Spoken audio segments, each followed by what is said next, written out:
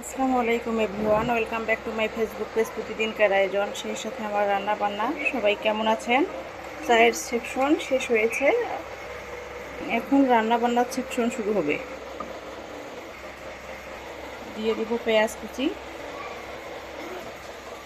দিয়ে দেব পরিমাণ মতো সয়াবিন তেল, লবণ, পাঁচফোড়ন, জিরা, ধনিয়া গুঁড়ো, হলুদের গুঁড়ো, কুচি করে রাখা কাঁচামরিচ মিক্সড করে নিব। এই ভাজিটা আমার বাচ্চাদের খুব পছন্দের। ভাজিটা পাশের চুলায় বসিয়ে দিয়েছি। দিয়ে দিব লবণ, দিয়ে দিব হলুদ, দিয়ে দিব পরিষ্কার করে রাখা মাছ।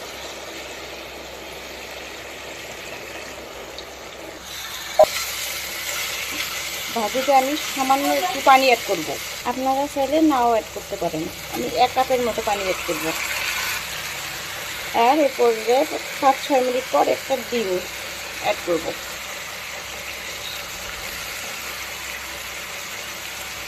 ফিরছি 5-6 মিনিট পর। এ পর্যায়ে কিছুটা ধনেপাতা অ্যাড করব।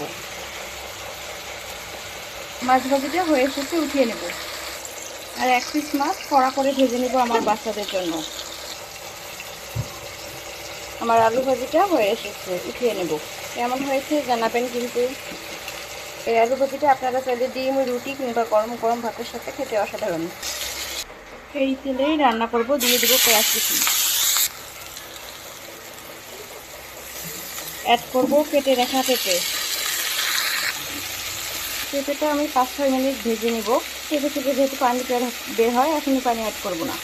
অ্যাড করব মরিচের গুঁড়ো, হলুদের গুঁড়ো, স্বাদ মতো লবণ, পাঁচফোড়ন, ধনিয়া, জিরে গুঁড়ো।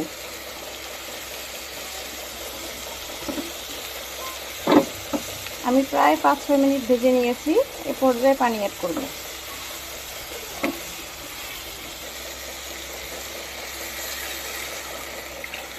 পেঁপে কিন্তু আমাদের স্বাস্থ্যের জন্য খুবই উপকারী।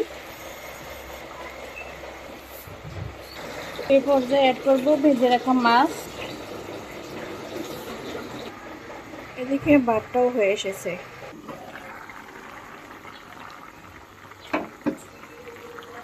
5-6 মিনিট পর ঝোল কমে যাচ্ছে। এ পর্যায়ে কিছুটা পানি অ্যাড করব। অ্যাড করব কয়েকটা আস্ত কাঁচামরিচ, অ্যাড করব ধনেপাতা কুচি সামান্য পরিমাণে। ভিউয়ার্স ভাই বোনেরা, আমার রান্না শেষ। কেমন হয়েছে জানাবেন। ভিডিও ভালো লাগলে পেজটি ফলো করে রাখবেন। ইউটিউব চ্যানেল থেকে চ্যানেলটি সাবস্ক্রাইব করে রাখবেন। আল্লাহ হাফেজ।